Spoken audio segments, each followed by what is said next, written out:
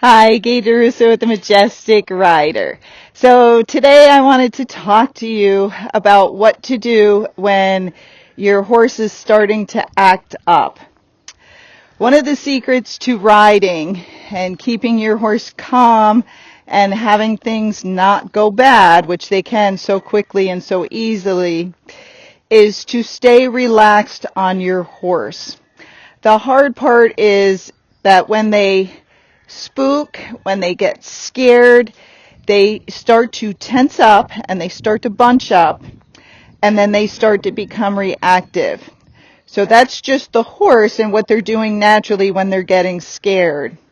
Now, as we ride them, when we are on their back, the hardest part is when they do that is not to react the same as the horse is reacting. So in other words, if they tense up and then you tense up and then they get scared and you get scared, what you're doing is doubling their anxiety. You're proving that they should be scared, that they are right, because now you're getting scared too. It's kind of like you're walking through the woods with your friend and you're all calm, but she's in front of you walking through the woods and she keeps getting scared and she keeps doing it over and over, and then it starts scaring you. Now you got two scared people, nobody who's calm, and it's just not going to go well. So it's the same with the horse, and this is why trainers are so successful in getting horses out there and getting mileage on them, is because they feel when the horse is getting anxious and they do the opposite. So let me explain a little bit more what you should do. And the biggest part is you need to practice. You will not be good at this if you do not practice or you are not a naturally calm person. And most of the people I see, maybe 1 out of 30 is calm. The rest of the people a little anxious, a little nervous, especially if they don't have a lot of riding education behind them. They really don't know what to do. And people tend to do the wrong thing. Okay. So you'll see my videos of me riding down Pebble Beach and all these places, and it's really scary. We got trucks going by us. We got buses going by us. We have all sorts of things happening. Tilly's running around, so she distracted me. Just like a horse. I'm like, So we have all these things coming up that can be very scary for the horse.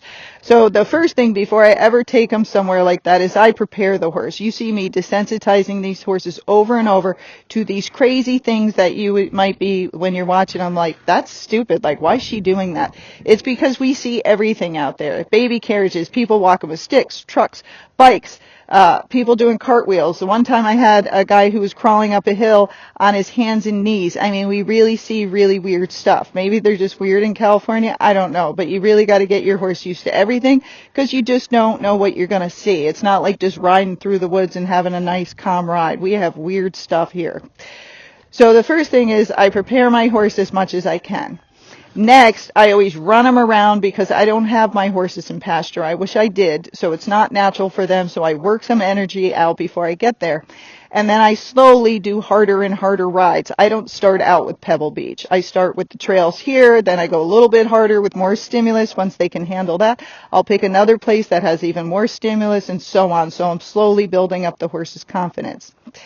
You should do that for you as well, because you're trying to build your confidence in the horse. And the thing I see a lot of people do is they think it should all be depending on the horse, and the horse should just pack them around, and they think they should just be able to take that horse out from day one and ride it down Pebble Beach and have that horse save them when they have no clue what they're doing. No, that's not how it works. Even if I take a horse there or a horse anywhere and it's perfect, my energy will be different than yours. My reaction to them getting scared will be different than yours. So I will make a horse calmer and more confident and get them through all these things. And you might take a calm, confident horse who has seen lots of things and scare them and start making them very spooky and very jumpy because how you are reacting. So first, prepare your horse, okay? Then you want to prepare yourself. You want to make sure you know all the defensive maneuvers. So first you have to learn them. And that's why I'm always talking about like knowing how to do a serpentine, because the serpentine, when you weave back and forth, takes some energy off of the horse. It makes them go slower, gets them thinking, and occupies them so you're not just pulling on them the whole time. So get your serpentine down. Learn how to make a circle well and get that horse to bend. Make sure you know how to bring that horse's head down, and that horse responds well to the pressure and giving to the bit, so it will bring its head down when you ask. And then get your turn on the forehand down, your turn on the haunches down, side pass, a good whoa, and a good back up. If you don't have any of those things, or you didn't practice and see if the horse knows those stuff, and you go out on your own, it's not the person who sold you the horse that it's their problem. It's not the horse, it's you, because you didn't practice any of those things. And I can tell you, many people they're overly confident, but they're not confident inside. But they do things they shouldn't do, and we don't know if you're ready or not. Sometimes we can tell if you're nervous. Otherwise, people fake it really well, and we don't know you're nervous at all, and you're very nervous. And then you ask us, can I do these things with the horse? And I go, well, I did, and they were fine. You have to be confident in yourself and know you know how to ride things out to be able to do those things, because horses react to your energy. So once the horse is out of my hands, they're not going to react to my energy anymore. They're going to react to your energy. So slowly build yourself up. Learn how to do those things so you have tools in your kit. But then, even though you know those things, you have to practice. So I can tell you over and over again how many times I've seen someone who rides spectacular in the arena. They got a good seat, they can do all the turns and all those things, but they don't know how to take it outside of the arena and put it into practice. And so a good thing to do is you can be sitting on the horse, or you can be sitting on something like this, and you practice different scenarios, okay? So first scenario, say I'm taking the horse out and I'm trying to leave the barn and it doesn't want to leave. It's slowing down. So what am I going to do? I'm going to bring that horse's head down if it was up, like if it was getting inverted and scared. I'm going to bring its head down. I'm going to try and drive it forward. I was already prepared. You'll see me, I always have a stick and spur, so if the horse starts doing something, I already have my equipment there to help me because I'm not a big, strong person, okay? So we want to drive that horse forward. If it won't go forward, I might start gating out of here just to get it down the road, and then once I get it down the road, I'm going to calm my energy back down. So that's just trying to get the horse to leave the barn. But again, if you leave it up to the horse, if they don't want to leave the barn, guess what? They're going to turn around and go right back to their stall. So you have to have enough energy, and that horse has to be confident that you're going to make them do that, and you're going to push them out there. So again, you might have to hit them with your stick or your spurs. Or if they keep trying to turn around, say he's turning to the right, I'd pull left. If he pulls left, I'll pull right, and I'll keep going back and forth while I'm adding more pressure with my leg. And as soon as they go, I'll release. They'll stop again, because that's what they do, and I'll repeat it over and over until that horse goes forward, then reward him when he gets out there, okay?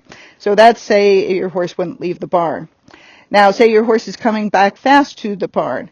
I would do my serpentine. I would do my leg yield. I'd try to give them jobs to do. I might walk and stop, but I'm not going to stop very long, because a lot of them will start to rear up if you're holding them.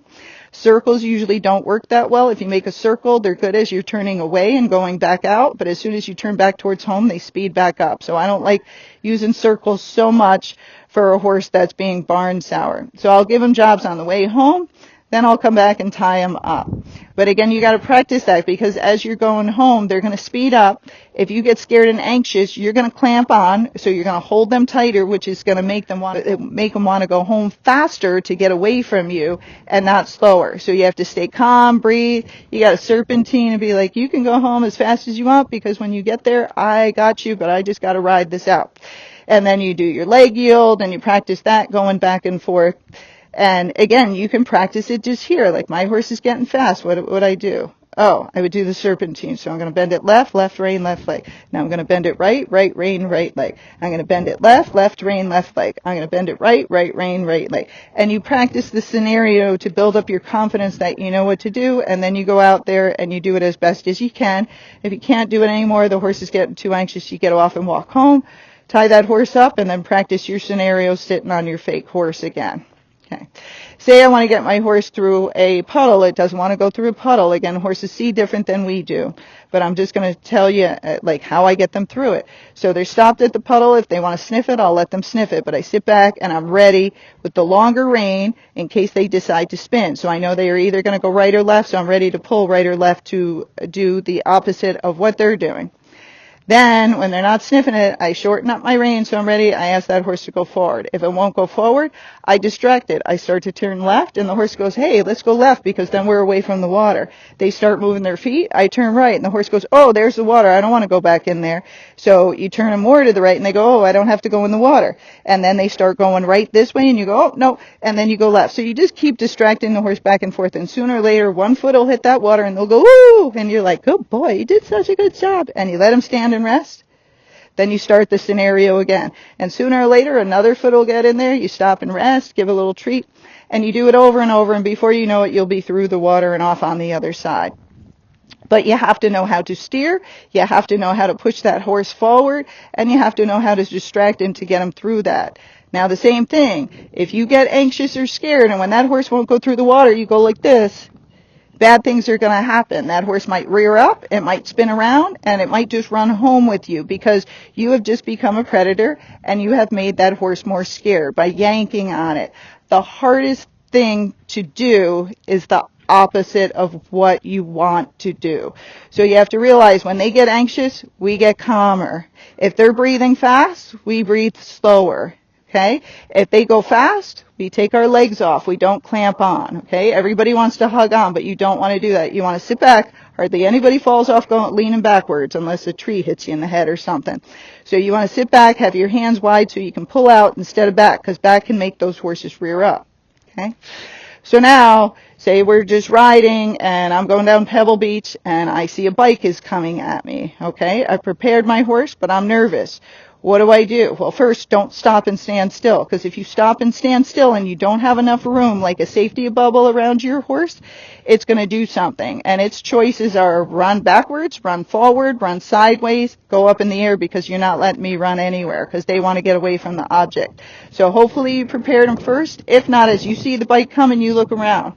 Do I have space? Now, if you have space over here, take that horse off the trail, turn them back around to face the bike so they see the bike coming at them. A big mistake I see lots of people do is they turn off the trail to get room from the biker, and then they leave that horse's butt facing the biker. Why is that bad? Well, one, when the bike comes behind you, if the horse gets scared, it's going to run that way. It's going to run away, and you might be facing a cliff or something, so that's not a good idea. Two, we know horses have a blind spot right in front and right in back. If something jumps into their blind spot in the back, what do you think they would do? Run forward. It's just like if I saw a monster behind me, I'm not going to stop and look at it. As soon as it flashes, I'm going to run forward to get away from it. So that's what the horse is going to do. So if the horse is scared and the bike is coming towards it and the horse sees it, well, guess what? It's not going to run towards that biker. So you just blocked one thing, and then you just got to block sideways and backwards. I make sure that horse has enough room because each horse has a different safety bubble. Some horses that's 10 feet, some horses that's 20 feet in the beginning, and some horses it's 1,000 feet in the beginning. So you got to get that horse a lot of room. So I get the horse room. If it won't stand there calmly, it's getting more nervous as the object is getting closer to us, move its feet. Make circles, side pass. You could do turn on the forehand. Don't turn on the haunches, though, because then all the weight's on the back end. It makes it easy for them to rear up. So you do turn on the forehand or disengage in the hindquarters so they can't plant their feet. Distract them, give them things to do. If the horse is getting more anxious, that turn on the forehand, disengage in the hindquarters, same thing, is the most important thing, because if you just walk circles, they can still rear up. So you want to spin that horse so he can't plant his feet. Now, you're facing the object, it's coming towards you, so you start doing things. You're like, he feels nervous, I'm going to start walking a circle, okay? But again, try when your horse is turning not to have that bike coming up behind that horse's butt. Every time you can, try to have when they're turning their butt off that way, so you're always facing the bike.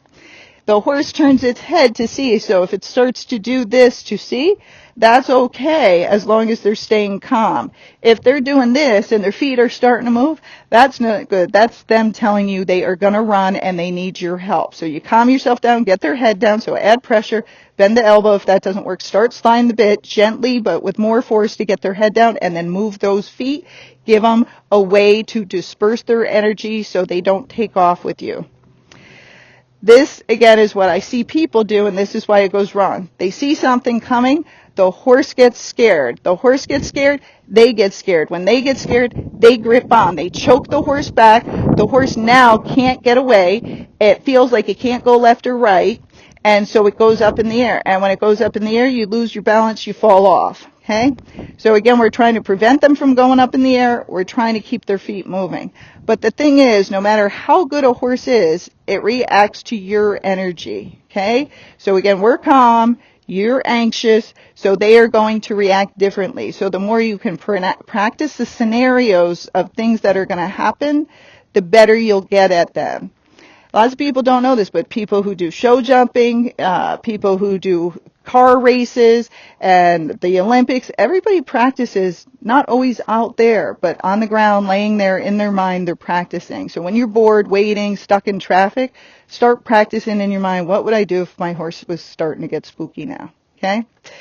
So forward saves a lot of people, because if you go forward, they can't rear up. Yes, they can bolt and they can buck. So if you have a horse that you think is going to buck when something's happening, then you do have to keep their head up. If you have a horse that rears when something's happening, you want to keep their head down. If you don't know which it's going to do, you have to make sure you are able to bring that horse's head up and that head down to help you. Okay? And that's not something you want to find out there. You want to try and find that out in here.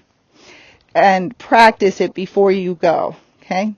If you're ever unsure, the best thing to do is get off your horse, because if you ride it out and you ride it wrong, you'll scare yourself, you'll scare your horse, and you'll both lose confidence. If you're on the ground, you won't be as scared, and if you need to, you can always let the horse go, okay? Because you don't want to get hurt. But if you don't, if you freeze, and this is a big problem, I tell people when we see something, you have 3 seconds to react. In those 3 seconds, you have to decide to either do something or to get off that horse. Because if you sit there and you freeze, you won't have time to get off, because that thing keeps coming at you and it starts coming faster, okay? So you see the bike, you think, I'm going to get off. And you unclip yourself and you jump off. Again, if you do it too quick and you fall down, big deal. But you have to get yourself where you feel secure in the beginning. If you don't, and you're like, shit, 3 seconds went by, and now it's done. I have to ride this out. So you have to think, what am I going to do? Gaye said, get their head down, breathe, relax, sit back, don't tense up, don't yank on the horse, slide the bit, go to the left, go to the right, distract him, do things with his feet so he's not focused on that object that's coming, okay? But again, you got to practice that every day if you're a nervous rider. You got to practice that here. Not on the horse, practice it here. Get your confidence up, okay? Now, if something is coming behind us, because on the Pebble Beach videos, you will see there were bikes flying up behind us, there were cars flying up behind us and everything. First, again, we tired the horses out before we got on that road. Second, we try to get as much road as we can. The things coming up, because we were here on the side of the road here, and there's not a lot of room, but we had a couple feet. The traffic and the bikes, everything else is on this side of us. So you think, if the horse spooks from these things, we don't want to go on the road and get hit by a car. So I have to be able to leg yield my horse so it will listen and go this direction. So when those things are happening, they're coming up behind you, the horse might spook. We can't always stop it, but you want to be prepared and push them over. So you want to keep looking. How much room do you have? Is this pavement slippery? Is there a gully there? Where can I go if something was to scare my horse right now? And that has to be in your mind the whole time. It's in the trainer's mind. It's natural for them to think about that. But you have to think about that being a new rider. So when things are coming or I could hear it, I open my right rein. My left rein goes against them like I'm doing a leg yield. My right leg comes off and my left leg comes on. If that horse spooks, I am as much as I can trying to push it this direction towards the fence or towards somebody's driveway to get myself out of the road. I said that to a client once that I took down there, and I said, whatever you do, do not let the horse go on the road. It's fine if it spooks. There's deer. There's lots of things here, but go on towards the golf course. She didn't listen to me. She let the horse spook right in the middle of the road, didn't do anything about it. She's laughing. She thinks it's fine. I said, well, the people driving the car that almost just hit you were looking at the ocean. They never even saw there was a horse there, and they missed her by about a foot. So, again, I can tell you what to do, but I can't make you do it. You have to practice. You have to understand how important these things are to keep yourself safe, okay? We all fall off. We all get hurt. Trainers fall off a lot because we ride a lot of bad horses. It just happens. They get us. But each time we fall off, we learn a lesson from it. Try not to do that again. Try to prepare the horse better. Try to sit back more. Try to get that disengaged in the hindquarters better before I go out on the trail because it wasn't working so well, so I know I didn't do a good job. You have to just you have to think, okay? And that's an important part of riding, is you need to be thinking all the time. You can be relaxed, but you can never lose your focus because that's when things happen. So you're always trying to look ahead, you're trying to plan ahead, and you're trying to know what you should do if things happen.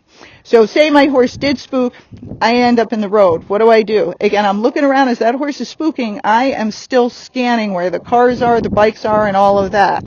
I'm saying, whoa, I'm breathing, and then I try to get my horse back off the road. I don't stop in the middle of the road. I push that horse back off in the road, and I might go 20 feet up, go into somebody's driveway, and turn around and go, holy cow.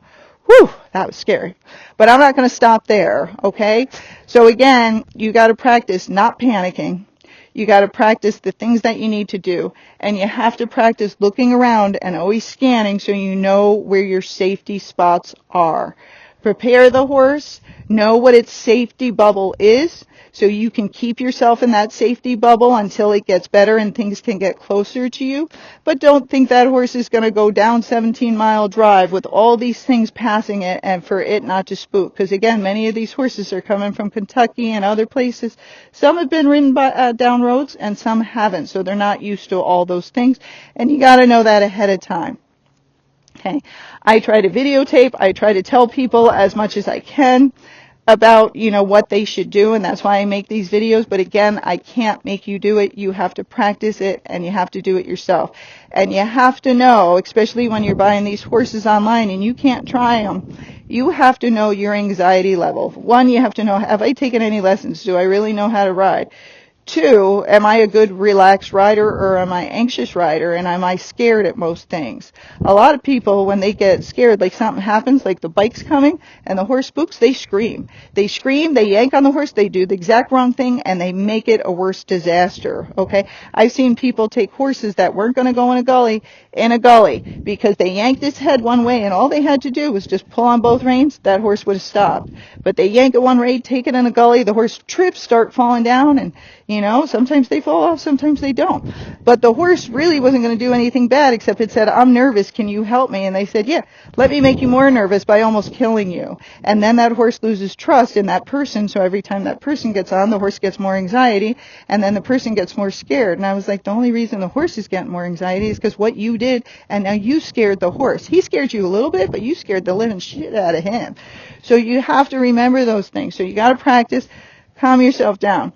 If you're nervous, don't know how to ride, or you do the wrong thing over and over again, you have anxiety, all the horses you get, you have problems with, you need an old dead gelding, okay? I know you don't want to buy one. He might be 20 years old, but if he's safe and has arthritis and maybe he has a little gimp, but he doesn't spook because he can't hear, he can hardly see, he's safe for you because he's not going to freak out at those things, and he'll build your confidence up. But you have to know that you should still practice with that horse. Even though he's saving you every time, you should still practice the scenario. So then your next horse, you can make a step up. Now, some of you will always be anxious riders. You're always nervous, but you want to do this. You have to get that right horse. You really have to pick the right one. You have to test it, but you have to test it to your ability, and then again, you got to take it home, and don't take it right out on the trail. Build up your confidence in the groundwork, then do your arena work, then ride it out in the pasture, then take it down the trails, then take it down the road once you know it. But some of you push things a little too fast, you go a little farther than you should with your confidence level, and then something happens and you're not able to handle the situation. All horses want to do is have an easy life. They like food, they like rest, they do like people. They're very social animals, and they like their friends. And the nice thing about horses is they will do almost anything for you if they trust you, if they feel confident in you, and they understand you're not going to hurt them, okay? You can make mistakes once in a while, but if you make mistakes all the time, they will lose their trust, and they don't want to go with you anymore. But I've had some really scared horses that we build up the confidence, and then the owner takes back over, and they understand then what they're supposed to do. They take it over, and the horse turns out to be phenomenal. So, again, practice the scenarios over and over again until you get confident, and then only go as far as you feel comfortable with. If you can't handle things like you see in those videos when I'm riding down the road in Pebble Beach, don't take your horse there. There's other trails there. You can ride in the woods, you can ride down the side streets, but don't go to 17 Mile. It's the same thing going off on trails with your friends.